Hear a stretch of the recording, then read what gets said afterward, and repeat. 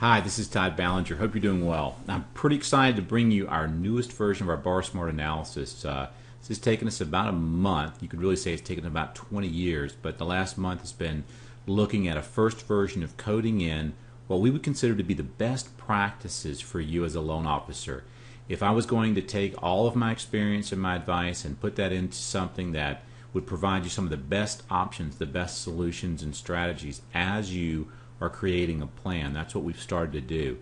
I say started because it's artificial intelligence and that it's going to learn. It's going to learn from your behaviors. It's going to learn from the behaviors of our group, and it's going to get smarter with each passing week.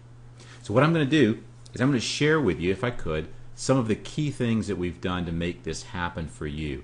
And there's really only one key step right now that I want to point out that's going to be important for you as you begin to use this new tool. What I'd like for you to do if you're a loan officer is I'd like for you to come up to the top here and click on the Profile button. And you'll notice that under Profile we have our standard branding profile and we have a new profile called Defaults.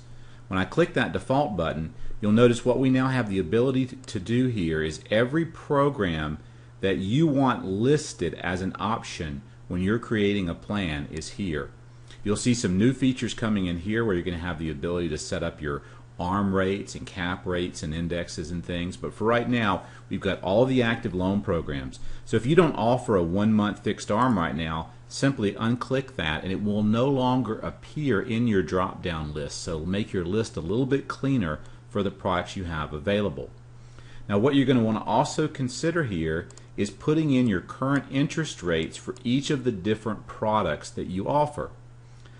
This is something that you can still do manually very easily, but if you put in your interest rates, what will happen is it's going to automatically pre-populate your current interest rates into the software. If you leave them blank, we'll actually pre-populate them with a national average interest rate. So it'll just kind of let you see how are you doing compared to the current national 30-year fixed or the current national 10-year ARM. So those rates will be put in for you automatically if you choose to leave them blank. But what I would do is go through your list here and look at each of these to say, do I offer a 20-year fixed?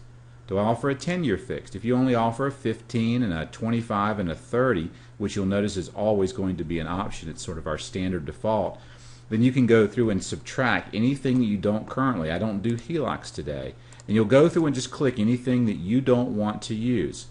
Now down here you'll put in your jumbo threshold for your market. Put in the amount at which if the loan was higher than this, it would pull your jumbo rate instead of your conforming rate. Now remember, you only have to do this one time.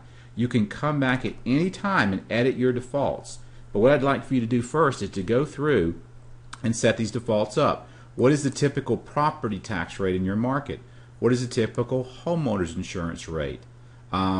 If you're in maybe working at a builder model, maybe you have an association and you know what that's going to be for everyone. If you know it's going to change, if it's going to be variable, leave it blank. Do you typically do a 1-point option for everyone, or do you typically do a 0? You'll be able to change any of these numbers in the plan. What the defaults are going to do is pre-populate your most current and most typical solutions for you, so that when you go in to actually do your plan, it's going to be just that much easier. It's also pulling this information and using it as part of its artificial intelligence analysis. So what are your closing costs? You know, I know in my market, 2,400 is a pretty good estimate for all your closing costs, aside from, say, points or origination fee. Prepaids or lender prepaid credits. Property appreciation rate. Would you like to automatically default your property appreciation rate to 2%? Would you like to automatically default your after-tax savings rate to, say, let's just say 5%? This is where you can do it. Then anytime you create a new plan, the software is going to pull from your defaults to make your job just that much easier. When you get it the way you want it, simply click the Save All Changes right here, and all of those defaults are going to be saved. At any time you want, you can come back in and click the defaults in your profile and make a change. And you'll want to do that with your interest rates every once in a while, maybe weekly. You set up your rates for the week, because this is going to be what you default load for your initial plan. So let's get to the artificial intelligence, shall we? Now, as of March 2nd, 2011, The artificial intelligence is on and running by default in all of the different systems. So if you're in here using the tool, the AI is running, it's learning, and it's starting to support you in a variety of ways. And what I'm going to do is I'm going to go through very quickly and show you how the AI works in a real sample here so you can see how it's going to support you. Now, the artificial intelligence will work with a simple plan or an advanced plan, but just like anything else, the more information the software has, the more accurate it's going to be in making its recommendations. So while I typically really like the simple plan, given that so much of the work is being done for you now, I want you to consider using the advanced plan, and I'm going to use the advanced plan in this situation. Again, the AI will work with both scenarios, but I'm going to use the AI just to show you how effective this can be. I'm going to click Create a New Client Plan. And what I'm going to do is I'm going to go through and assume that you're sitting down right now talking to a client who's about to purchase a home.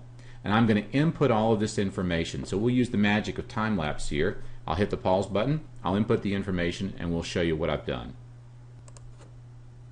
So here's what I've done.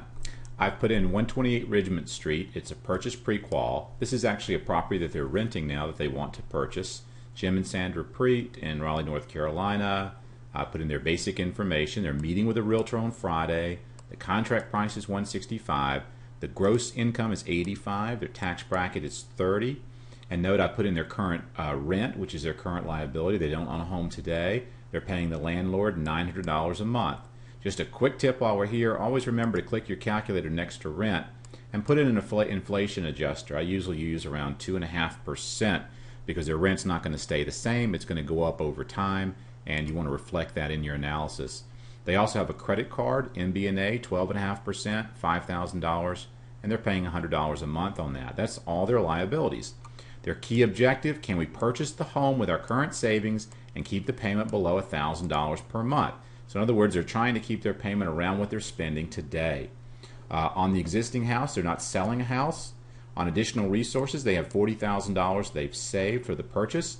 The new purchase price is $165, and ideally they'd like to put down 10%, which is $16,500. That would leave them a loan amount of $148,500. On the suitability questionnaire, they'd like to be in this house. They estimate 6 to 7 years, paying it off over 30 years. They have between $26,000 and $125,000 in other assets. They have no major purchases outside of possibly some furniture and things, and they don't care about rolling the closing costs in. Higher payment, lower tax deduction, and they consider themselves moderate in terms of their risk. So you'll notice this is our normal ask question page. I could have gone with a simple plan and just put in less information, but I want to show you how this works. I've put in all this information, and what's going to happen next is I'm going to click the borrow button, and when I click that borrow button, all of the analytics are going to be done for you, and you'll have an opportunity to review what's been done and see if you agree with the recommendations or not. Let's click the borrow button. Now, when I click this button, note I haven't been to this page yet, okay? That means that what's different now is instead of this being a blank page, we have spent a month going through all of the different scenarios, and again, this is going to continue to evolve each month. But we've looked at these scenarios, looked at best practices, what would we recommend, and we've gone through and modeled that. And you'll see anywhere from 2 to 3 recommendations for each client. The first recommendation in green is what we consider to be the highest and best recommendation. Then you'll see an orange, and sometimes you'll see a red. So all of these are good possible scenarios, but look at what we have here. We have their rent and credit card. The client only has $5,000 current borrowing. It's at 12.5%. After tax 12.5%, they're spending $1,000 a month. They've got 71 months left to pay on that credit card debt. The software has gone in and already looked at and optimized 2 scenarios. The first one is a contract purchase of $165 with a 7-year fixed arm. Why 7 years? Because the client said they'd be in the house for 6 to 7 years.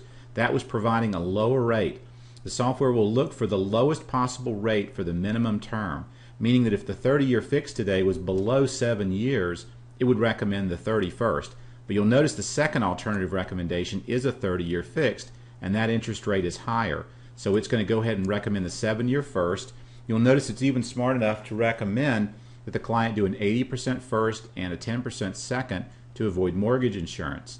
Now again, you can, just as before, you can alternate and do anything you want here. I can say, well, I don't have an option to do this. This would be nice, but I can't do this. Then you would just begin editing the plan. And if you wanted to take this away, you could come up here and select blank for the equity line and take that away completely and not use our recommendation and change this to 90.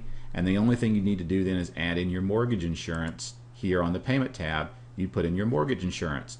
But the software is literally going through and optimizing and saying 132, 16.5, that gives us the 148 we need with only 10% down. It gives us our minimum payment. It's pulling in the national average interest rates, or it's pulling your interest rates from your default.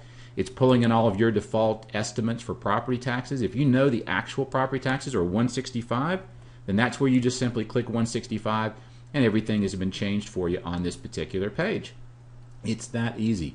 Alternative 2, 165 on a 30-year fixed. We also split the first and second. Now notice the recommendation was to pay off the rent because that's going to go away. You're not going to be renting anymore.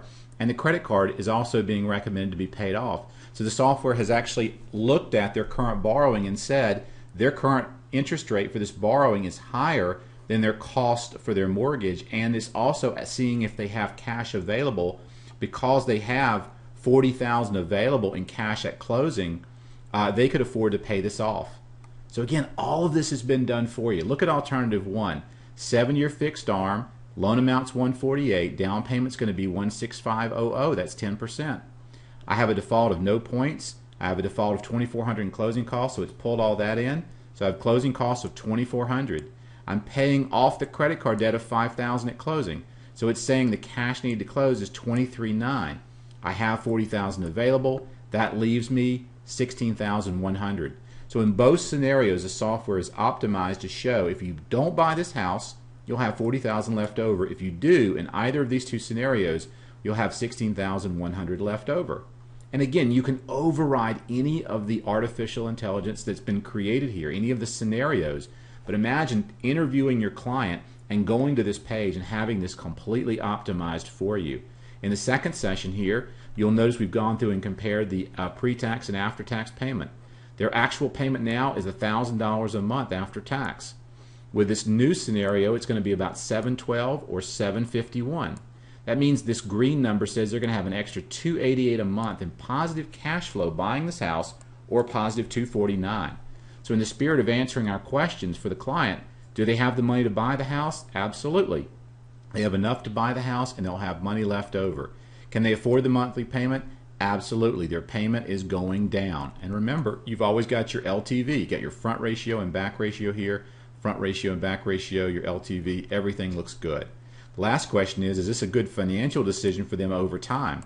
Well, what time frame? Well, the software has already said 7 years is your time frame. That's how long they think they'll be in the house, so we're going to start there. We have a 2% property appreciation rate because that's our default. You don't have any appreciation on the rent. This is what we think the house will be worth. We have the payments if they continue to rent over 7 years, the payments if they buy the house with option 1 or option 2, and I can see the difference. I'm actually freeing up $28,000 or $24,000 over time. So I could simply stop there if I want to.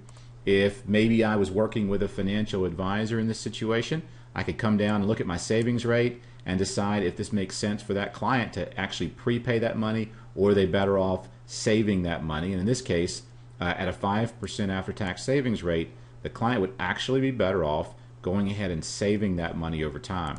But if you want to keep this really simple for them, shrink up your prepay and savings. You'll have your summary right here, and you're going to be able to, I'll bring this down just a little bit, you'll be able to see that compared to renting over 7 years, we have a $62,774 difference in wealth versus $57,692. So definitely a great opportunity for this client to move forward. The key here, and what I'm pointing out though related to the artificial intelligence, is that the system has done everything that I'm showing you right now on this page for you. You simply go through and optimize, and the same thing on the repay screen. If you're choosing to use that, it's going to go through and look at the 7-year, the 5%, and the payments, and it's going to look at that financial impact over time to see if that makes sense for your client as well, from a standpoint of how they may go about repaying, etc. So hopefully this is exciting for you. You'll come to your present page and you'll create your presentation as you would normally. The only thing that's going to make a big difference for you right now is, again, whether you're doing a simple plan or an advanced plan, Know that the information you're putting in is being used behind the scenes to optimize your borrowing scenario. If you have any questions, give us a holler at support@kendalltodd.com. We hope you like this new feature, and there are many, many implications for you that we'll share with you over the coming weeks as to how this is going to make you more money over time.